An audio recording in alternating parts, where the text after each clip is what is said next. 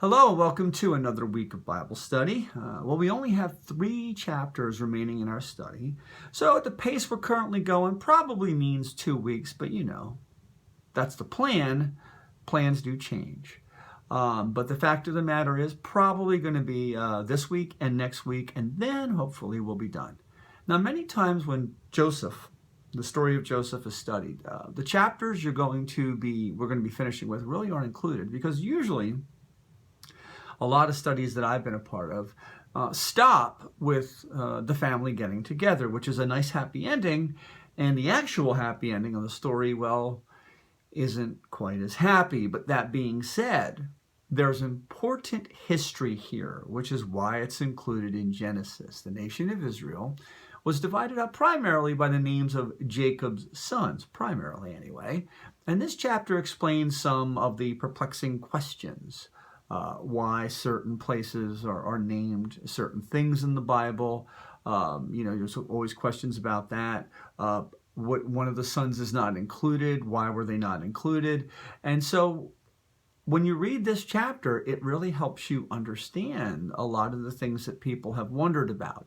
Now, the one we're going to address now is a really good question. Of the 12 parts that Israel was divided into, why are none of them called Joseph? So again, like I said, named after the sons, but there's no Joseph. Well, Joseph may have been a leader in Egypt, second in command, but he never had a territory named after him. And this is the chapter that explains why. So listen carefully. 48, 1 through 9. Actually, the answer is in these verses coming up. So sometime later, Joseph was told, "Your father is ill." So he took his 2 sons, Manasseh and Ephraim, along with him. Now, when Jacob was told, "Your son Joseph has come to you," Israel rallied his strength and sat up on his bed. Jacob said to Joseph, "God Almighty appeared to me at Luz in the land of Canaan, and there he blessed me and said to me, 'I am going to make you fruitful and increase your numbers. I will make you a community of peoples, and I will give you this land as an everlasting possession to your descendants after you.' Now then, your 2 sons, born to you in Egypt before I came to you, here will be reckoned as mine. Ephraim and Manasseh will be mine, just as Reuben and Simeon are mine. Any children born to you after them will be yours. In the territory they inherit will be reckoned under the names of their brothers.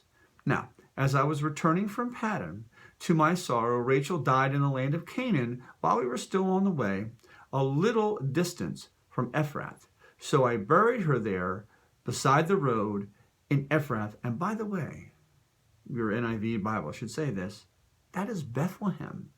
That sounds familiar, doesn't it? I mean, it's interesting to see that Bethlehem is included here in the Old Testament book of Genesis. Verse 8, "When Israel saw the sons of Joseph, he asked, 'Who are these?' And they are the sons of God has given me here." Joseph said to his father. Then Israel said, "Bring them to me so I may bless them." Now, we're soon going to be studying the death of Jacob. Like I said, it's not a happy ending to the book, but it's important. Now, it's a big event in the story of Genesis, as was the deaths of the other founders, if you will, of the nation Israel: Abraham, Isaac, and of course Jacob's always mentioned, Abraham, Isaac, and Jacob. Now, Jacob is very ill in this chapter, but doesn't call on all of his sons, just Joseph. Why? Why are Manasseh and Ephraim called in? Well, we don't really know. The Bible seems to indicate they were brought, but Jacob uses this for a very important reason. You see, as his death draws near, Jacob's mind turns toward the promise he'd been given. You probably heard that in the story. It was the promise that he would become a great nation, that his family would become a great nation. Now, that was promised, of course, to his grandfather, Abraham, and also to his father, Isaac. Now, the town of Luz is mentioned here, called in other places, by the way, Bethel. Now, this is where Jacob received that promise from God. Jacob was going to add 2 ancestors now to that list. That was his plan all along. He was going to add the sons of Joseph. Now, think about it. It was a list of his sons. but he was going to add his grandsons to that list. So you can see why this is a very important chapter in the book of Genesis. Now, Israel was also known as Jacob, so you're going to hear me say that during this study quite a few times. Sometimes I'll use Jacob, sometimes I'll use Israel. And Israel explains in verse 5, he wanted his grandchildren by Joseph to be reckoned as sons, so that Joseph and his family would gain a larger part of the inheritance. You see, that's what it was all about. Many years before, Jacob gave a multicolored coat, a precious gift, to his son Joseph. This was even more precious. Joseph's children would be grafted into the vine. They would become children of Abraham, though their mother was Egyptian. So this was a pretty significant thing. Joseph's inheritance would be divided in two and carry the name of his sons. That's why there's no territory named Joseph. Joseph's territory became two, and as you'll see, two fairly large territories, and they were named after his sons instead of him. Now, it's important to see who else is mentioned in this verse. Reuben and Simeon. These were Israel's first two children by Leah. Now, Reuben was considered Jacob's firstborn, and I emphasize that he was considered Jacob's firstborn. But from this point on, Joseph is considered the firstborn of Israel, the firstborn of Jacob. Technically, I mean, he was the firstborn of Rachel, but he receives a larger portion of the inheritance than does Reuben. And we kind of predicted that earlier. Now, this is really the moment that that happens. Now, these passages changes everything. It really does. Hinton points out that Israel adopts Joseph's children as his own, and we'll see this confirmed in verse 16 later as he blesses them.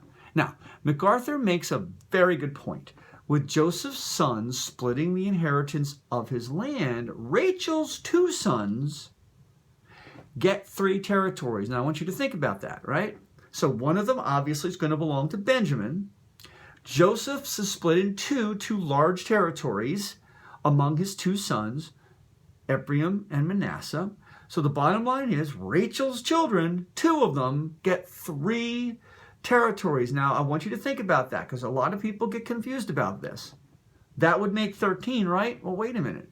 The nation of Israel was divided into 12 sections biblically. So what happened? How do we get 12 out of 13? Because the Levites didn't get land. Levi, the 3rd son, his family became the family of priests. They served the temple. They served all of the divisions of the nation of Israel. So they didn't have land. They were spread out. They served at the temple. The fact of the matter is the Levites were never given land. So there's 13 sons, but 12 get the inheritance. So that is something a lot of people don't realize. They don't think about. And I always get the question, how come Joseph didn't have a territory? He had 2, is the answer, named after his sons.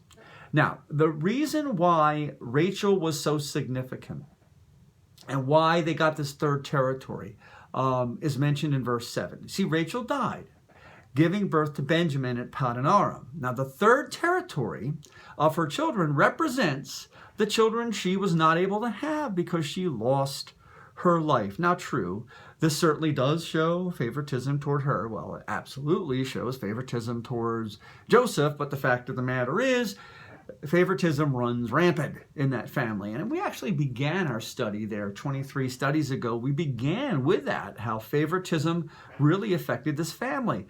Now, we have to be careful that favoritism doesn't affect our family. So I've said it before, I'll say it again. Careful with it. It really does cause a lot of problems. In this case, it didn't. Actually, we'll see that later on. Now, did you notice something very odd in verse 8? When Joseph brings his children as requested, when Joseph brings his children to Jacob, he asks, who are these? Couldn't he tell who they were? The Zondervan Study Bible suspects 2 things. Now, either he had never met them, I guess that's possible, or, and this is what I think it is, because of his age and his eyesight, he wanted to make sure it was them. Who are these? So the fact of the matter is that I believe that it was because his eyesight is poor, and MacArthur has a very interesting theory about that. I think it's a very interesting theory. The fact of the matter is, remember, Jacob got his blessing from Esau because of his father's poor eyesight. His father thought he was blessing Esau. He was actually blessing Jacob, and Jacob didn't want the same thing to happen to him. Isn't that interesting? I think MacArthur makes a really good point there. Well, let's finish up the study this time. 10 to 16 now. We're going to end with verse 16 here. All right, starting with verse number 10. Now, Israel's eyes were failing because of old age, and he could hardly see. So Joseph brought his sons close to him, and his father kissed them and embraced them. Now, Israel said to Joseph, I never expected to see you again, and now God has allowed me to see your children also. Isn't that awesome? Then Joseph removed them from Israel's knees and bowed down with his face to the ground, a great sign of respect. And Joseph took both of them, Ephraim on his right and Manasseh on his left hand. And that's important to remember, this part, okay? And he put them toward Israel's right hand. So the idea now, think about it, Manasseh would be on Israel's right. Very important, as we'll see, the right hand was significant, okay? But Israel reached out his right hand and put it on Ephraim's head. In other words, he crossed his arms. Even though Ephraim was younger, he was on the right-hand side. And crossing his arms, he put his left hand on Manasseh's head, even though Manasseh was the firstborn. And then he blessed Joseph and said, May God, whom my fathers Abraham and Isaac walked faithfully with, the God who has been my shepherd all my life to this day, the angel who has delivered me from all harm, that he bless these boys. May they be called by my name and the name of my fathers, Abraham and Isaac, and may they increase greatly on the earth. So as you can see, poor eyesight, of course, is mentioned, and that's why, of course, he asked, who are these? Now, the fact of the matter is that I believe, quite frankly, that he probably met them before. Jacob at this point has been there 17 years in Egypt. And he seems to have some knowledge of them based on what we see here. So as Israel goes to bless them, Joseph positions his children by the order of their age. So Manasseh goes to Israel's right, and Ephraim goes to the left. The firstborn will get the right hand, and what did that mean? A larger portion of the blessing. So basically, if you were to bless two people, the one on your right would receive the larger portion. And back then, firstborns received a larger person. But Israel crossed his arms. Now, you know, older people get a very bad rap sometimes. We do things, yes, I'm counting myself as old, right? We do things when we get older that some people don't understand, and they believe that we're making a mistake. Now, obviously, sometimes we do make mistakes, but as we'll see, what Israel did was intentional. But since that will be explained biblically next time, I'll just leave it there for now. But what I want you to see is a very important aspect of this blessing. Now remember, this is Joseph's blessing. But the fact of the matter is, there's two things that a lot of people overlook here that we should not overlook, and to me, it's a big part of this blessing. God is referred to in two very important ways in this blessing. The first is a shepherd. God is a shepherd. Interesting. He said he was guided all his life. God was his shepherd and guided him all his life, which is a change of heart, as MacArthur points out for Jacob. Because remember, when Pharaoh asked him about his life, he said it was short. At that point, 100 and some years, by the way, but really hard. It was hard. It was very difficult. Now, in his older age, he realizes God was with him all of his life, through the good, through the bad. See, that's what a shepherd does. A shepherd is there in the tough time for their sheep. A shepherd is there in the good times for their sheep. The shepherd is always there guiding and protecting And now Jacob realizes God has been doing that all along. So God is depicted as a shepherd. The second thing, God is predicted as a redeemer. Depicted is better word. A redeemer? It didn't say that in the NIV. Unfortunately, it didn't. It said deliverer. But I think redeemer is a better word because that makes us think of the redemption, right? And MacArthur really talks about this. God is depicted as a redeemer. God is depicted as a shepherd. And let's think about it. What were two things that Jesus was referred to as? Oh, yeah. The good shepherd. And he is our redeemer. He redeemed our lives by going to the cross and dying for us. And so the fact of the matter is these two roles, shepherd and redeemer, very, very important. Now, I am not one of those who reads the Old Testament and sees Jesus everywhere, but I have to tell you that there are some people who see Jesus in this passage. And let me tell you where, okay? Let me get the verse, and I haven't done this too much in the study where I go back to the Bible, but I think this one's important. Verse 16. The angel who has delivered me from all harm.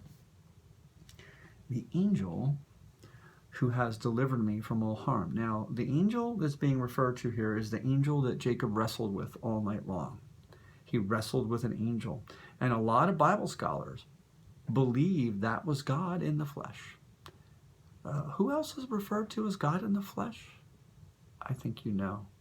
And so the fact of the matter is, even though I am not a person who wants to see Jesus under every rock of the Old Testament, I think that's a very interesting thing, and I thought you should hear it.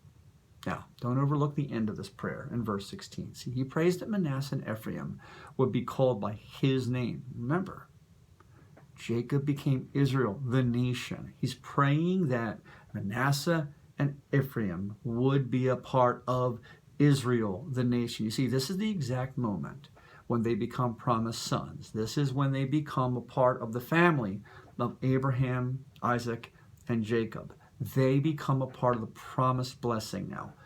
Remember, this is a blessing for Joseph, and it really is a blessing for him, because how could a father possibly ask for anything more than their children to be blessed by God, to receive the promises of God? That's my hope for my children. That's my hope for my grandchildren, and I hope it's yours as well, that you pray that your family, your friends, your neighbors too, become heirs of the promise, that they love the Lord and become a part of that promise. Well, we'll continue verse 17 next time, and we'll also start with chapter 49 if all goes well. Till then, grace and peace to you. Blessings from the Lord above.